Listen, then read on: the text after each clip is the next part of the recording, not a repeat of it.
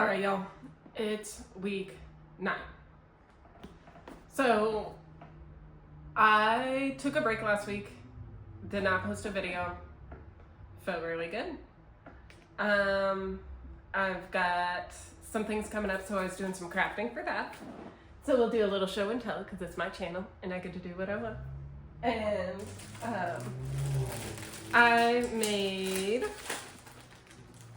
I'm going to Bonnaroo this year, and I made some bracelets, all different types, some beaded ones and ones with the letters and the like embroidery floss ones.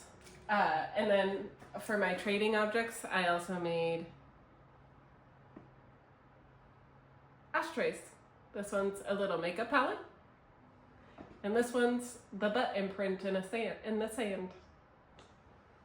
So I need to paint these and then put some like air dry gloss on there, like varnish, and I think I'm gonna put my social media handle on the back to make friends.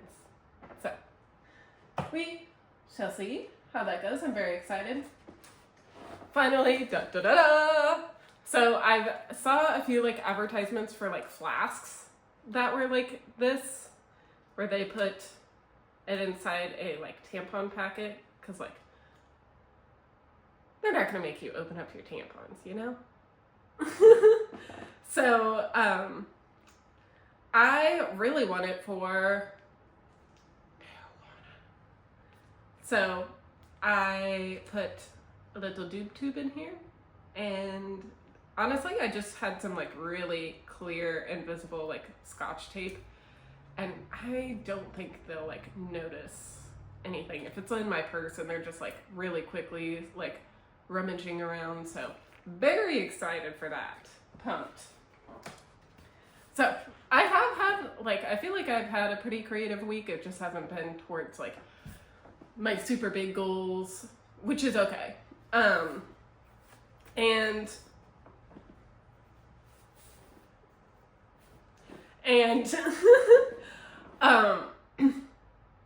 I took some time off. I've been kind of looking for a remote like graphic design job, but I think I'm gonna go a different direction. Like, if the right graphic design job came, I don't think I would say no to it. But I think at the end of the day, like, I don't want to be in marketing. It's just not for me. And I think to a certain extent too, like, I don't want to, I don't want to have to like take criticism to get a paycheck, if that makes sense. Like, and I think there's too a difference between like, if I'm really passionate about a project and I feel like the criticism is helpful, that's good. But like the stuff I was getting at many jobs, honestly, was just like not an educated critique, which I think that's something too that I was really struggling in with my first burnout and my first graphic design job, that this book has really helped with, honestly, is like being able to take criticism and decide like what is good criticism versus bad criticism, because you don't want to just absorb everything, but also you don't want to deflect everything too, because there can be helpful things in that. So this week she talked about fear, which was really a lot of like perfectionist tendencies, kind of stuff revolving in that like scope of like working through those types of things. She talks about enthusiasm, which I really loved that section because I felt like it lined up well with like my goal of like, how do I diligently work towards my goal without it being like an anxiety, like gotta do these things, gotta get this done. Like, how do I make it fun and creative and playful, but I still like work hard at it? And I think she does a good job in the enthusiasm section to like break that down for artists. So really like that section. Maybe this is the week that like it turns all around for me, you know. I mean, I feel like I've been like really negative about the book the past couple chapters, and I will say like I have seen like major improvements. Now, I will say it's hard to say what, and that's with any self-help book of like, it's hard to say what the book has actually helped me do versus like what I've like built from like the book. I don't know. Or like, and again, like I've talked about like some of these things are things that I've like kind of been working on anyways, and this just like framed it in a way that like it's solid or just like confirming what I already feel. So yes, I don't know. That's what's on. So she talks about creative U-turns, how to get through blocks, and then I didn't go crazy on the task, so I don't know how much I'll talk about that, but let's start with fear. So she talked a lot about like perfectionist tendencies, and then the one thing I really liked from this section is she talked about like fear being the root of artist blocks, and just kind of the idea of like fear is what's boxing you into like I have to or I should, or and again I think I have to or I should, and again I think like I feel like she's like kind of covered this in other sections, but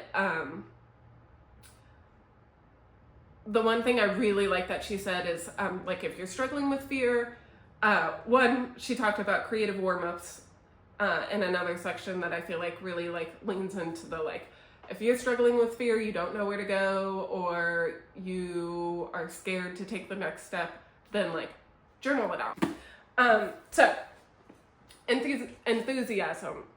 The first thing she like starts off with is don't work from discipline. That's just basically like bullying yourself into working hard or whatever.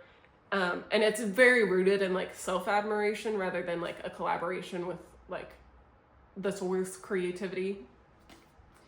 And I think too, she uses this a lot in this chapter of like, it's a spiritual commitment.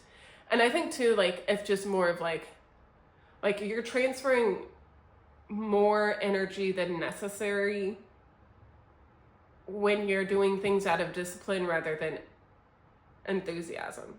Like when you do things out of love and joy and passion, it feels a lot easier. And it sounds silly. I think it's like sounds silly, but if you're ever on ADHD TikTok, you'll see a lot of stuff about like it's okay, and you kind of need to make yourself like, and I think this applies to all people, not just like ADHD people.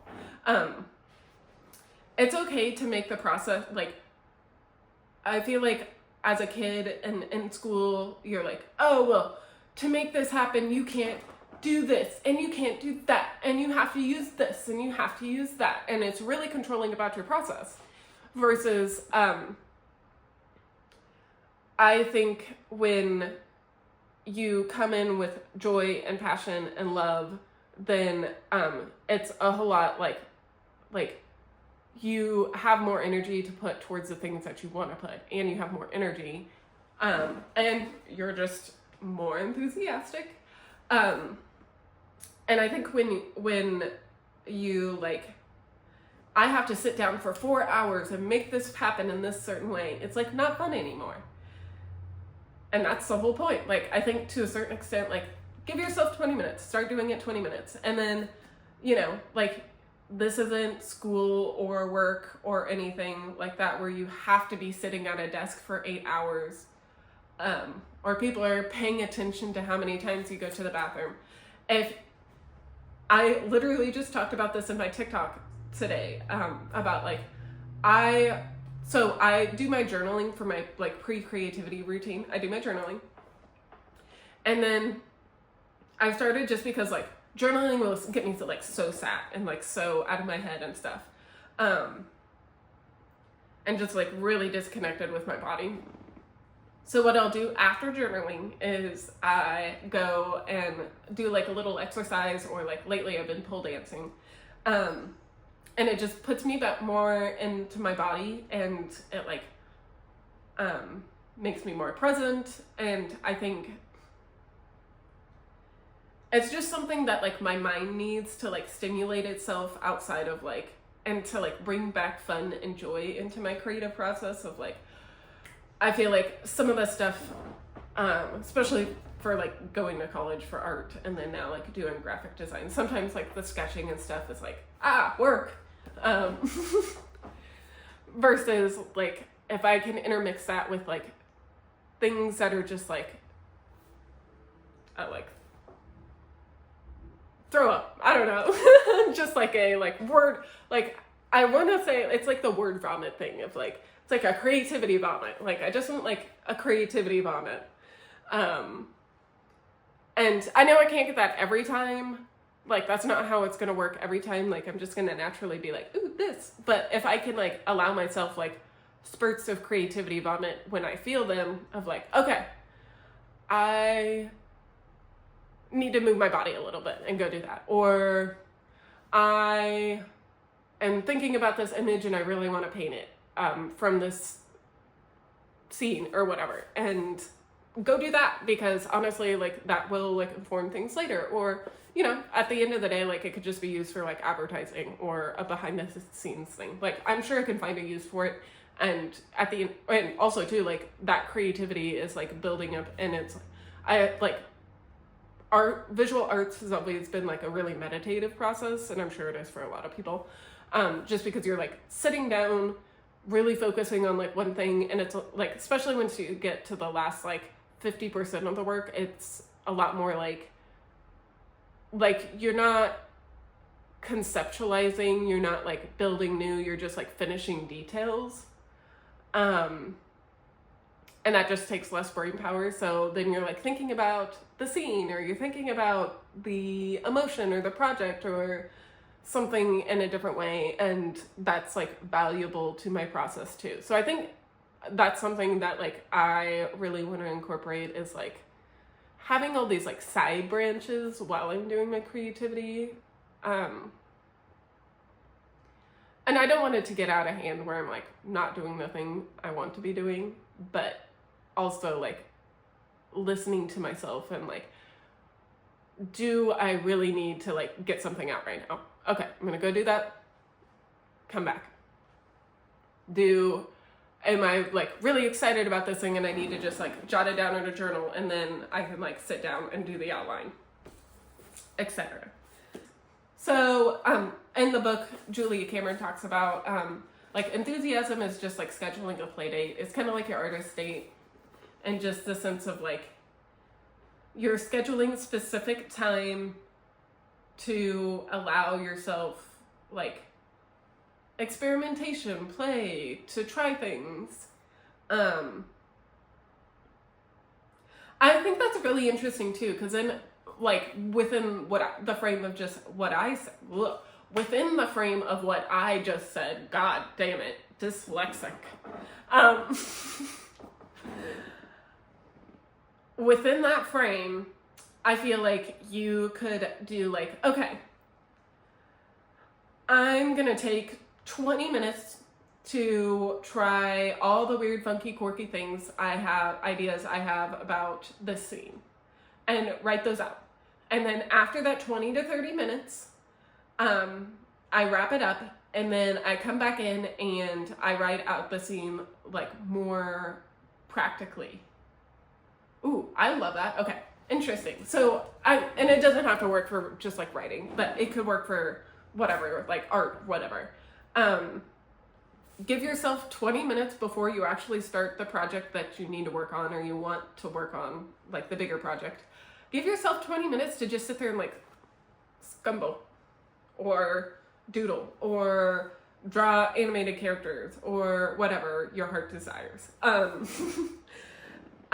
Take that 20 minutes to do that, and then go and work on your like real project, because then you get like, first of all, you're getting the creativity flowing. second, you're like getting that like burst of like, I just want to create, I just want to like concept kind of energy out, and then you get to go and like build on the work that you've like continue to build on. Also with like maybe a new process or maybe a new subject or, you know, something. I mean, eventually something will come out of those like warm-ups that, you know, may or may not like feed directly into that project or future projects or whatever, but like, I don't know. I think there's always something to gain by just like trying things. So I don't know, interesting section. Really love that section.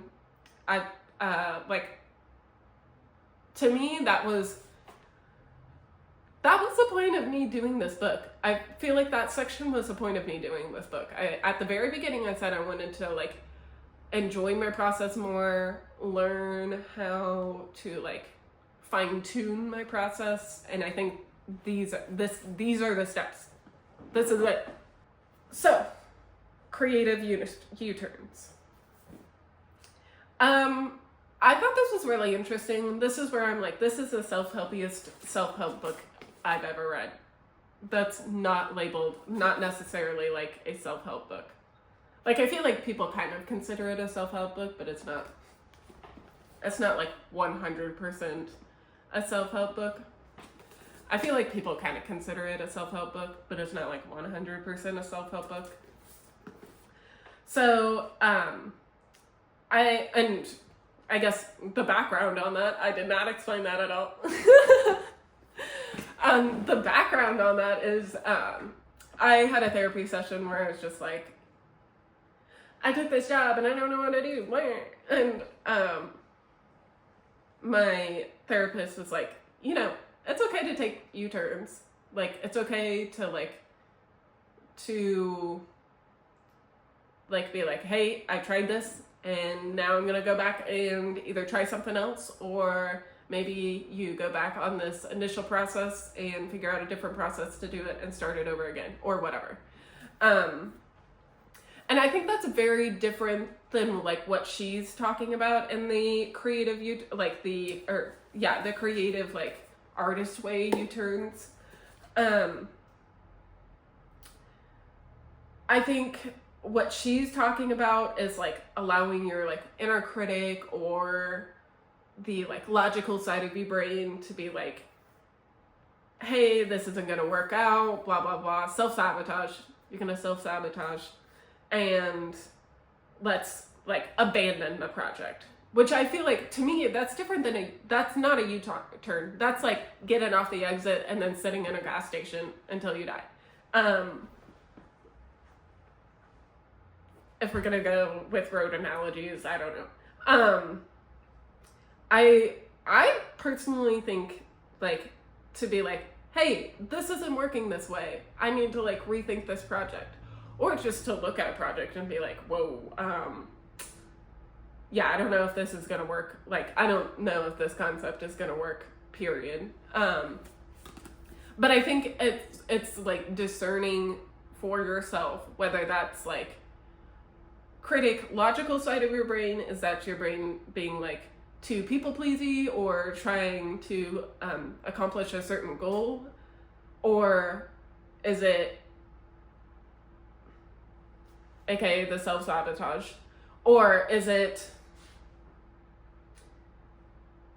hey, this isn't gonna work the way I thought it was gonna work, this isn't gonna work the way that we need it to work, etc. Let's try again, or maybe this isn't the project. One thing in this section she did say that I really liked was, and I think I've been doing this a lot too lately, of like, okay, I'm at this spot in my like social media career, for example.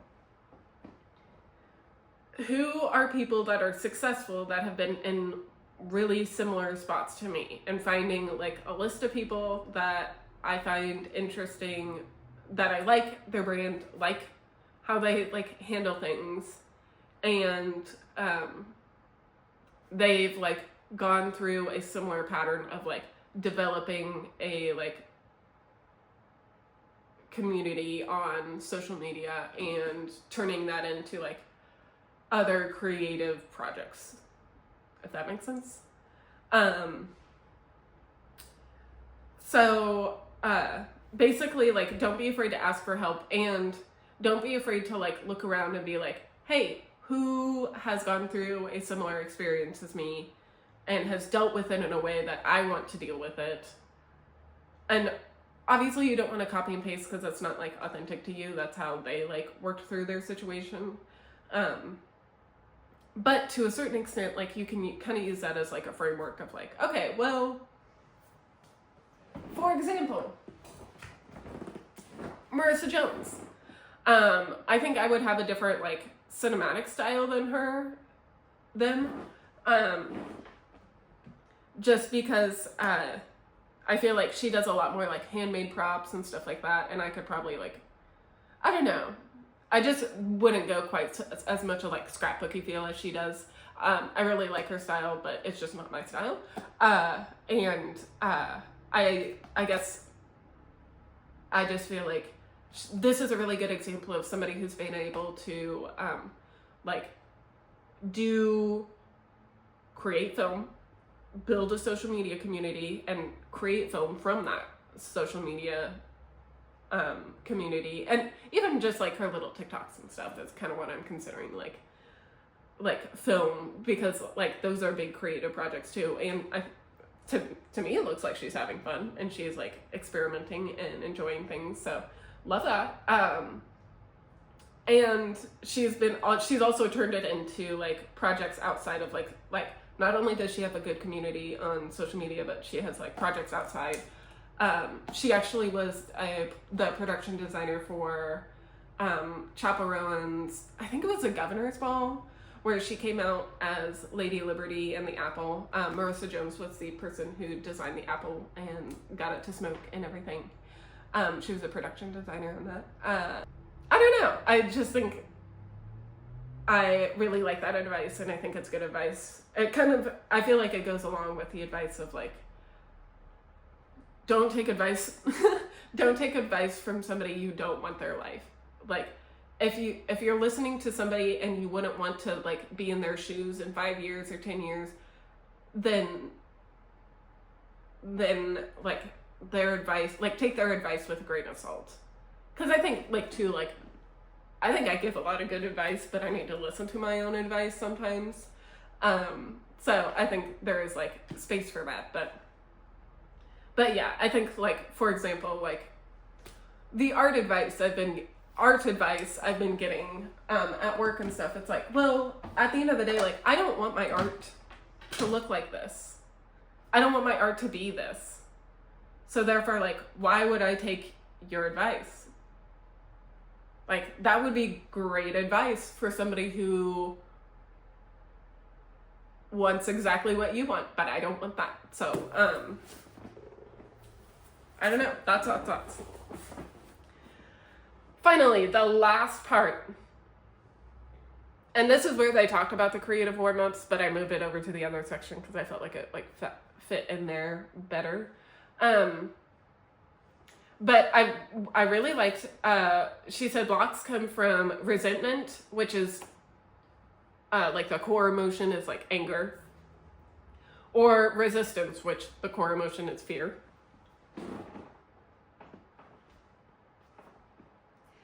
And then using those two things to micromanage your process or the results. Okay. I like that. I think it's really a great way to like reframe your thinking of like, okay, I'm stuck. What are the things I'm telling myself? Or in what ways am I boxing myself in to believe that I have to do things a certain way, or I have to do things this way, or I have to get this specific result? And is that true or not? Because sometimes it is true. Like, you have, like, you know, an editor's gonna give notes that you like, certain notes that you have to take.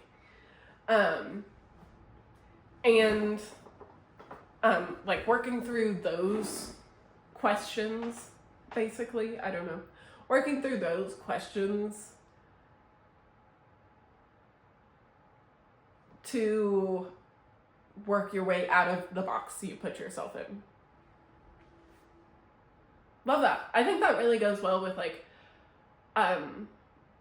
critiques, that kind of thing, because I think those like get in your head, even if it's like outside of like my job situation, like more of like if I showed my husband a script and he said, I really think you need to push like this aspect of it, and I'm making, like, for example, my drag thing.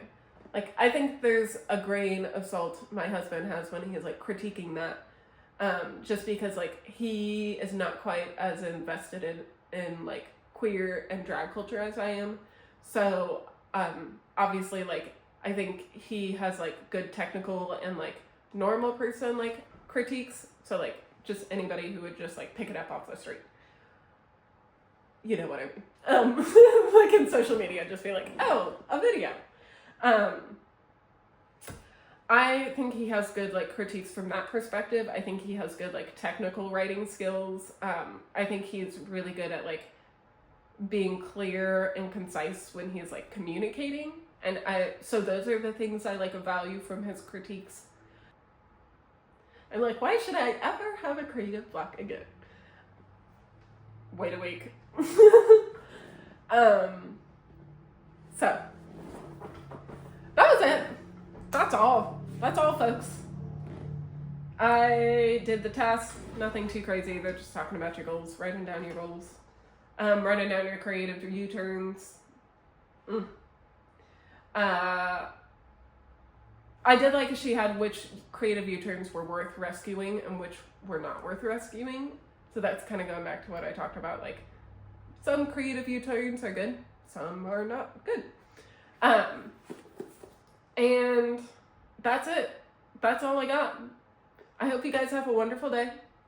I hope you please your inner child with some crafts.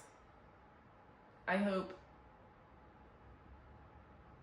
your summer is amazing. I'll see you more throughout the summer, hopefully. And I don't know, I'm ready to be done. I've got 3 more chapters though. I'm excited. See y'all on the next one. Have a great week. Bye.